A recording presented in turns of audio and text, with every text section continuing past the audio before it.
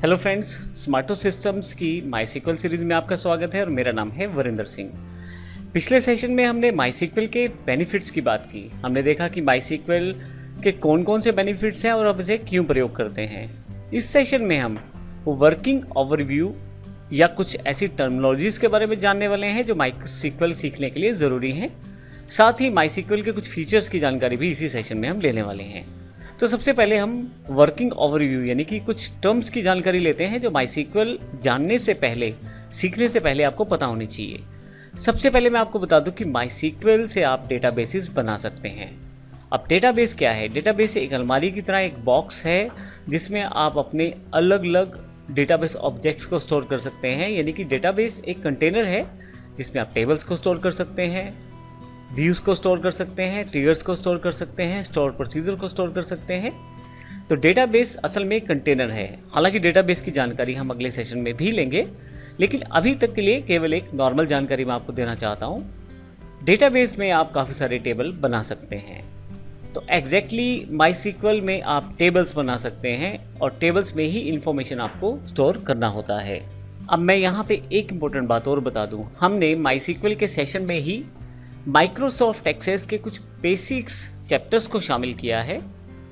यदि आप in terms को ज़्यादा अच्छी तरह से डिफाइंड रूप में स्टडी करना चाहते हैं तो एक बार आप उन्हें ज़रूर देख लें। माइक्रोसॉफ्ट एक्सेस की बेसिक टर्मिनोलॉजीज सेम ही है जो हमारे पास माईसीक्वल की है, केवल यहाँ पे सॉफ्टवेयर्स का ही फ़र्क है। हमने इसी कारण से MS एक्सेस यानी कि माइक्रोसॉफ्ट एक्सेस के उन बेसिक चैप्टर्स को शामिल कर लिया है आपके माईसीक्वल सीरीज़ में। तो आप चाहें तो उसको स्टडी कर सकते हैं। तो टेबल्स में हम अपनी इन्फॉर्मेशन को स्टोर कर सकते हैं। अब टेबल्स में जो इन्फॉर्मेशन स्टोर की जाती है, ये टेबल बिल्कुल एक्सेल में एक बनाए गए टेबल जैसा ही है। रोज़ और कॉलम्स के साथ इसमें आप इन्फॉर्मेशन स्टोर करते हैं। जब आप रोज़ कॉलम्स की बात करते हैं तो इंटरसेक्शन पॉइंट जो है वो सेल्स बनाता है। आप हर एक सेल में वैल्यू स्टोर कर सकते हैं। इसकी जानकारी भी हम अगले सेशन में लेने वाले हैं। अब माईसीक्वल जब आप प्रयोग करते हैं तो असल में जब आपने डेटाबेस बनाया, टेबल्स बनाए, तो अब आप उन टेबल्स में डेटा को स्टोर करेंगे। एक बार जब डेटा स्टोर हो जाएगा तो आप उसको डिलीट कर सकते हैं और यदि आप चाहें तो उसे मॉडिफाई भी कर सकते हैं। जब आप अपने डेटाबेस में टेबल्स फॉर्मेट में डेटा स्टोर कर लेते हैं तो ना केवल उस डेटा को आप यूज़ कर सकते हैं बल्कि आप उसको डिफरेंट व्यूज से देख सकते हैं। उसके ऊपर कुछ ऑपरेशनल वर्कआउट जैसे ट्रिगर्स और स्टोर प्रोसीजर का प्रयोग कर सकते हैं या ट्रांजैक्शन का प्रयोग कर सकते हैं। इसके अलावा माईसीक्वल का एक सबसे बड़ा फीचर है डेटा इंटीग्रिटी को बना के रखना। अब डेटा इंटीग्रिटी का क्या मतलब है? डेटा इंटीग्रिटी का मतलब ये है कि जो डेटा है आपका वो आपको हमेशा सही इन्फॉर्मेशन प्रोवाइड करे, कभी भी किसी तरह की गलत इन्फॉर्मेशन आपको प्रोवाइड ना करे। जैसे 4 तरह की इंटीग्रिटीज़ हमारे पास यहाँ अवेलेबल हैं, उन चारों को आप माईसीक्वल से इम्प्लीमेंट कर सकते हो। मैं आपको फिर से बता दूं कि इन सभी ऑप्शंस के बारे में हम डिटेल में भी पढ़ेंगे आने वाले सेशंस में, लेकिन अभी यहाँ बताने का पर्पज़ ये है कि आपके पास एक बेसिक इन्फॉर्मेशन हो एग्जैक्टली ये टर्म्स है क्या।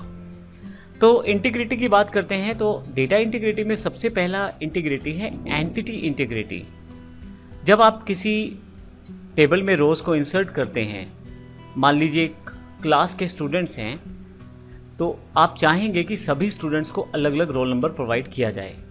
किसी भी कारण से एक रोल नंबर 2 बच्चों के पास ना चला जाए, तो इसको हम एंटिटी इंटीग्रिटी कहते हैं, जिसको हम प्राइमरी की से इम्प्लीमेंट कर सकते हैं। अब यहाँ पे अगर एक क्लास में रोल नंबर डिफाइन कर दिया जाए तो ऐसे केस में अगर किन्हीं 2 स्टूडेंट्स के नाम एक जैसे भी होंगे तो उस केस में भी रोल नंबर अलग रहेगा। ये जो इंटीग्रिटी इंप्लीमेंट की जाती है तो ये प्राइमरी की के द्वारा की जाती है और इसी को एंटिटी इंटीग्रिटी हम कहते हैं। इस केस में कहीं भी कोई भी रो डुप्लीकेट नहीं होती, यानी कि एक रिकॉर्ड दोबारा इंसर्ट नहीं कर सकते आप। माईसीक्वल इस प्रोसेस को फॉलो करता है। नेक्स्ट है रेफरेंशियल इंटीग्रिटी। अब यहाँ पे एक इम्पोर्टेंट फैक्टर ये है कि मान लीजिए आपके पास एग्जाम्पल वही है, किसी क्लास का डेटा है और उसमें अलग अलग स्टूडेंट पढ़ते हैं क्लास में, तो आपने सभी डेटा को रोल नंबर से फीड या स्टोर किया हुआ है। अब मान लीजिए उसी क्लास में कोई स्टूडेंट लाइब्रेरी में से कोई बुक लेता है तो वहाँ पे उसे अपना रोल नंबर देना पड़ेगा। अब एक क्लास में 50 बच्चे हैं तो रोल नंबर जो है 1 से 50 तक जाने वाला है। तो यहाँ पे रेफरेंशियल इंटीग्रेट यहाँ पे रेफरेंशियल इंटीग्रिटी ये तय करती है कि किसी भी तरीके से जब लाइब्रेरी से बुक इशू की जाए तो वहाँ पे इन्हीं 50 बच्चों के द्वारा ही की जाए, कोई और अलग से रोल नंबर के द्वारा बुक इशू ना की जाए। तो ऐसे केस में एक फॉरेन की कॉन्सेप्ट के द्वारा इसे इम्प्लीमेंट किया जाता है, जिसमें कोई भी यूज़र या कोई भी रोल नंबर जो 50 से ऊपर है, क्योंकि वो एग्जिस्ट ही नहीं करता, लेकिन लाइब्रेरी में उसके नाम से बुक इशू नहीं हो सकती। तो इसको समराइज़ करें तो एक टेबल की प्राइमरी वैल्यूज़ को या प्राइमरी कीज़ की वैल्यूज़ को आप दूसरे टेबल में एज अ फॉरेन की प्रयोग कर सकते हैं रेफरेंस क्रिएट करने के लिए। और इस केस में अगर प्राइमरी की एग्जिस्ट नहीं करती तो फॉरेन की भी एग्जिस्ट नहीं करेगी और आप उस काम को रेफरेंशियल इंटीग्रिटी से ध्यान में रख के कर सकते हैं। इसी तरह से डोमेन इंटीग्रिटी आपके पास अवेलेबल है। डोमेन इंटीग्रिटी में आप सपोज करें फ़ोन नंबर या ईमेल स्टोर करना चाहते हैं तो डेटा एंटर करते समय इस बात का ध्यान रखा जाए कि फॉर्मेट जो है सही रहे। अब इंडिया में 10 डिजिट का फ़ोन नंबर है तो कहीं भी किसी भी तरीके से 8 या 7 डिजिट का फ़ोन नंबर स्टोर ना किया जा सके। और इसी तरह से अगर ईमेल स्टोर किया जा रहा है तो उसमें ऐट का साइन हमेशा रहे। तो इस तरह के बेसिक फीचर्स को डोमेन इंटीग्रिटी से इम्प्लीमेंट किया जा सकता है। फाइनली यूज़र डिफाइंड इंटीग्रिटी भी ऑप्शन अवेलेबल है आपके पास, जो कि आपके बिजनेस रूल को फॉलो करते हुए सेटअप कर सकते हैं आप। जैसे मान लीजिए मैं चाहता हूं कि जो एम्प्लॉयज़ का डेटा मैं स्टोर करना चाहता हूं उनके साथ अगर उनका एड्रेस मेंशन नहीं किया गया तो एक स्पेसिफिक एड्रेस को वहां पे डाल दिया जाए। तो ऐसे केस में मैं अम्बाला से हूं और अगर कोई एम्प्लॉय का डेटा एंटर किया गया है और उसका एड्रेस अभी नहीं मालूम तो उस केस में डिफ़ॉल्ट रूप में अम्बाला स्टोर हो जाए। तो इन सब चीज़ों को यूज़र डिफाइंड इंटीग्रिटी के साथ स्टोर किया जा सकता है। तो इस सेशन में हमने जो बात की है कुछ बेसिक टर्म्स की बात की है। मैं फिर से बता दूं, हमने माइक्रोसॉफ्ट एक्सेस के कुछ इन्हीं टॉपिक्स को डिटेल में बताया है जो आपकी इस डीवीडी में शामिल है या डाउनलोड में शामिल है, और अगर नहीं है तो आप हमारी वेबसाइट से भी डाउनलोड कर सकते हैं। और इसके साथ ही आप इस सेशन में दी गई टर्म्स को अगर एक बार समझ लेते हैं तो आगे वाले सेक्शन में काम करना आसान हो जाता है। हालांकि इन सभी टर्म्स को मैं आगे भी डिफाइन करने वाला हूं और विद एग्जांपल डिफाइन करने वाला हूं। तो अगले सेशन में हम बात करने वाले हैं इन सभी टर्म्स को डिस्क्राइब करते हुए डेटाबेस के बारे में और देखेंगे एग्जैक्टली डेटाबेसेस है क्या।